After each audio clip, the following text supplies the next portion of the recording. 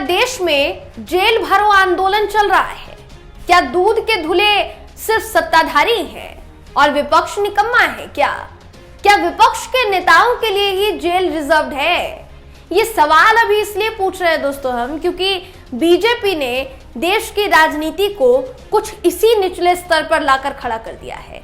आम आदमी पार्टी के दिग्गज नेताओं को ईडी ने जेल में डाला, फिर अब छत्तीसगढ़ में महादेव बेटिंग ऐप केस बना, लेकिन उस मामले में भूपेश बघेल पर गाज गिराने की तैयारी चल रही है।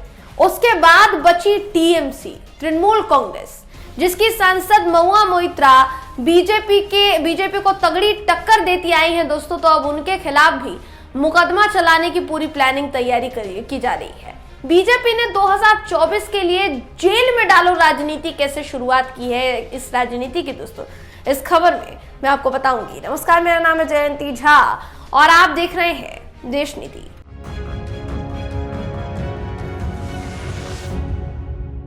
देश नीति, केवल सच्ची और पक्की खबरें। महुआ मोइत्रा को फंसाया गया या फिर फंस गई, ये सवाल बरकरार है, क्योंकि महुआ के साथ जो अचानक हुआ है दोस्तों, वो असल में अचानक से नहीं बल्कि पूरी प्लानिंग के साथ हुआ है। इसकी आशंका शुरुआत से अब तक जताई जा रही है, मगर क्यों, इसको समझिए।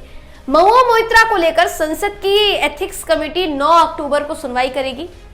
हो सकता है महुआ को अयोग्य ठहरा दिया जाए, मगर उससे पहले क्या हुआ है, नौबत यहां तक पहुंच गई है दोस्तों कि महुआ मोइत्रा को उन लोगों ने फंसाया जो महुआ के करीबी थे।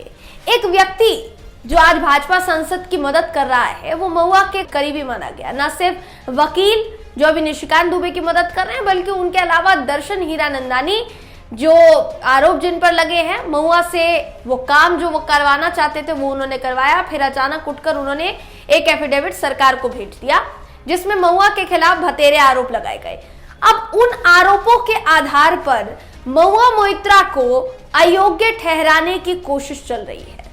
हालांकि मामला सिर्फ महुआ तक सीमित नहीं है, महुआ के अलावा छत्तीसगढ़ में भी दोस्तों यही प्लान चल रहा है। अब सोचिए, छत्तीसगढ़ जहां आज चुनाव है, मतदान है, वहां अचानक से महादेव बेटिंग ऐप का मामला उठता है और अचानक से ईडी एक व्यक्ति को पकड़ती है, जो व्यक्ति ईडी को बताता है कि उस कैश कुरियर ने भूपेश बघेल को 508 करोड़ रुपए पहुंचाए हैं, जिस कैश कुरियर को ईडी ने पकड़ा है।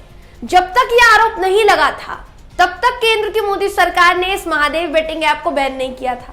लेकिन जैसे ही भूपेश बघेल ने मोदी जी से सवाल पूछा कि क्या कहीं आपकी डील तो नहीं हो गई है, आप मुझ पर आरोप लगा रहे हैं, खुद पर जांच करवाइए पहले, तो इस ऐप पर केंद्र सरकार ने अब बैन लगा दिया है दोस्तों। देखिए, मामले का जो एक वीडियो है सोशल मीडिया पर वायरल होता है, उसमें इस ऐप से जुड़ा व्यक्ति आरोप क्या लगाता है, जरा आप वो सुनिए।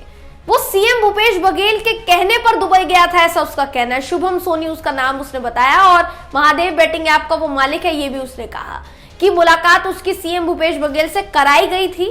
वो आगे कहता है कि सीएम ने मुझसे कहा कि दुबई जाओ और अपना काम बढ़ाओ। शुभम सोनी ने यह भी दावा किया दोस्तों कि अब तक वो 508 करोड़ दे चुका है, फिर भी उसे दिक्कत हो रही है। अब सवाल ये कि महादेव बेटिंग ऐप का मालिक तो सौरभ चंद्राकर था, तो ये व्यक्ति खुद को मालिक कैसे बता रहा है और इसकी बात पर यकीन कैसे किया जा सकता है? हमारे देश की केंद्रीय एजेंसियां कर क्या रही है? क्योंकि अगर ये मालिक है तो अभी तक तो इसे पकड़ लेना चाहिए था ना, मगर ये मालिक तो दुबई में जाकर बैठा है। केस सौरभ चंद्राकर के खिलाफ हुआ, हमारी सरकार शुभम सोनी को पकड़कर लाएगी क्या? अभी तक जैसे ही केस पता चल रहा है, देखिए उससे लगता तो नहीं है कि शुभम सोनी को पकड़ा जाएगा, लेकिन इस बात की तैयारी पूरी है कि भूपेश बघेल को गिरफ्तार किया जाए। शुरुआत में मैंने आम आदमी पार्टी के नेताओं का जिक्र किया दोस्तों। आम आदमी पार्टी के बड़े बड़े नेताओं को भ्रष्टाचार के आरोप में उठाकर अंदर कर दिया गया। सांसद संजय सिंह हो गए, हेल्थ मिनिस्टर सत्येंद्र जैन हो गए, एजुकेशन मिनिस्टर मनीष सिसोदिया हो गए, सब के सब इस वक्त जेल में हैं, वो भी भ्रष्टाचार के आरोप में। सब पर तकरीबन 300 से 350 करोड़ के घोटाले का आरोप है। यह घोटाला हुआ है या नहीं हुआ है, इसकी जांच होनी चाहिए, अभी तक चल ही रही है। मगर क्या आरोपों के आधार पर सभी नेताओं मंत्रियों को अंदर डाला जा सकता है? और अगर डाला जा सकता है तो बीजेपी में ऐसे कितने दागी नेता होंगे?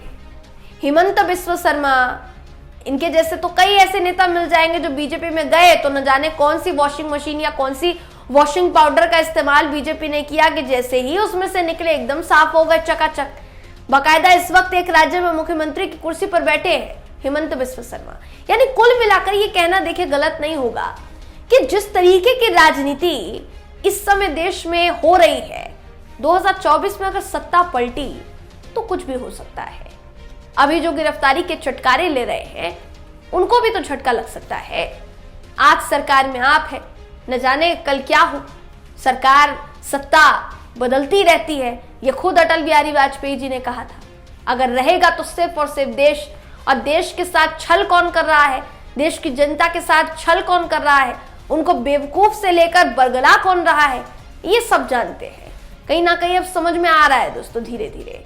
देखिए, विपक्ष के वो तमाम नेता जो अभी तक मुखर होकर सामने आते रहे हैं और भारतीय जनता पार्टी को तगड़ा मुकाबला देते रहे हैं, कहीं ना कहीं अब उनके ऊपर गाज गिरनी शुरू हो गई है।